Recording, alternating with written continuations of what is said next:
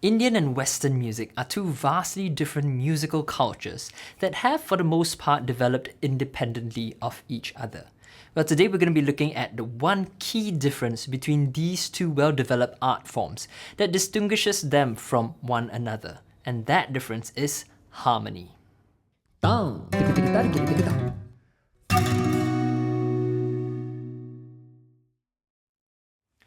Welcome to Ethnomusicology For The World, my online lesson series where I strive to help the world better understand and appreciate its diverse musical cultures. My name is Niu Chan, and let's get started right away.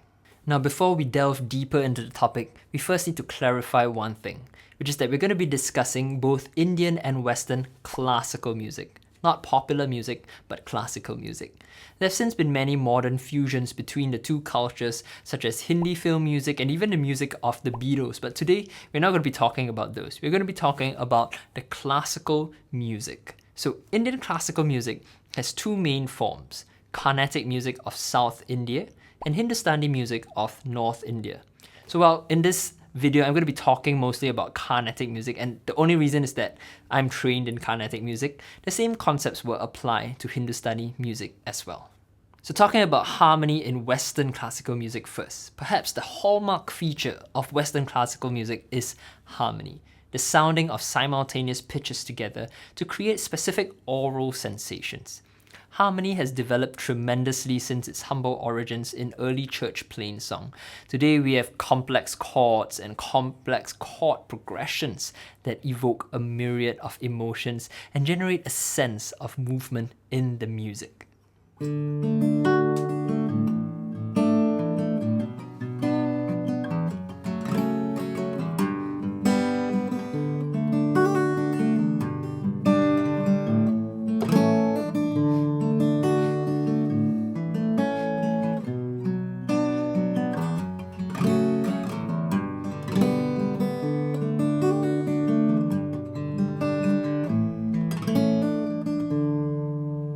Now, a really common characteristic of chord progressions is that the chords change at very specific points in the music. So canon in D, like what I just played for example, the chord changes every 2 beats. 1, 2, 3, 4, 1, 2, 3, 4. So keep this in mind while we discuss Indian classical music next. Indian classical music does not have the concept of harmony at all. At least not in the manner it is conceptualized in Western classical music. So the only relationship between simultaneously sounding pitches that we are concerned about in Indian classical music is that between any note and the tonic pitch or shruti. This tonic pitch is normally sounded as a constant drone by an instrument called a tampura or electronic shruti box. So that's the modern variation of it. Now, at first you might think initially that this absence of harmony makes Indian classical music less complex or less developed than its Western counterpart.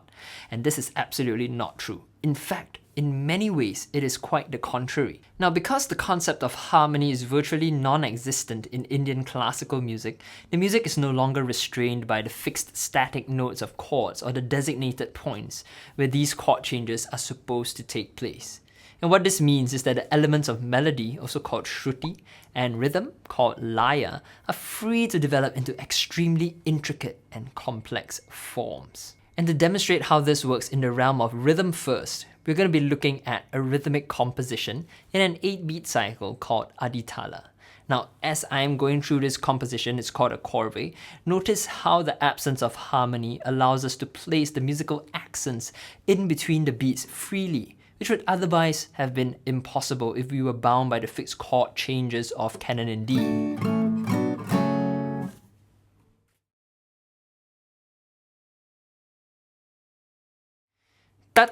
Ta kita tiga tadi kita tum ta kita tiga tadi kita tum ta kita tiga tadi kita tum kita tiga tadi kita tum tadi kita tum kita tiga tadi kita tum tang tadi kita tum kita tiga tadi kita tum tadi kita tum kita tiga tadi kita tum tang tadi kita tum kita tiga tadi kita tum tadi kita tum kita tiga tadi kita tum tadi kita tum kita tiga tadi kita tum tang. Now, if you notice, my accents are going in between the steady beats all over the place. And of course, there's mathematical precision in all of that. I'm not going to go deep into it, but I want you to just understand what is the concept. which is that we're no longer bound by these fixed chord changes. We can play around with the rhythms and the accents freely and insert them in between the beats as we like. Now, the same freedom is also to be found in the melodies of Indian classical music. Melodic entities, or svaras, are sung or played with intricate movements and oscillations. These are called gamakas, which would not have been possible if we are bounded by, again, the static pitches that make up chords and harmonic progressions in Western music. Specific svaras and gamakas are organized into distinct melodic modes called ragas, and each raga evokes a different emotion. So now I'm going to be demonstrating a raga called Maya Malava Gola using the svaras and gamakas. So svaras will be using the solfege syllables sari gama pada ni sa. They're just names for the specific pitches. And the gamakas, I want you to notice how the various pitches move around and oscillate around one another. Sari yama pada pama pama gari sa ri yama pada ni sa re yama pada ni sa ni ra pa pama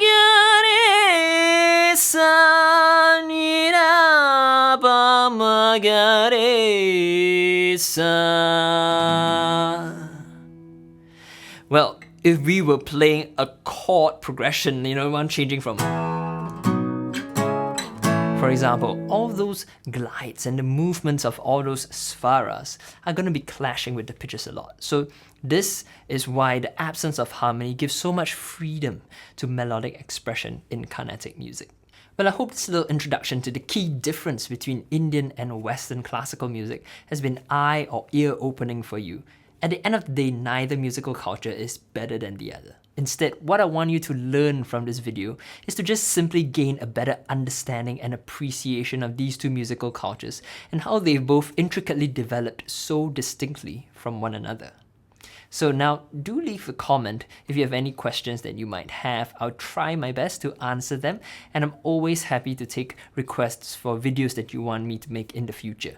So now follow along my musical journey on YouTube, Instagram, Facebook, and my website, newchanmusic.com, as I share new music videos and lessons each and every week. And until next time, I'll see you again. Goodbye.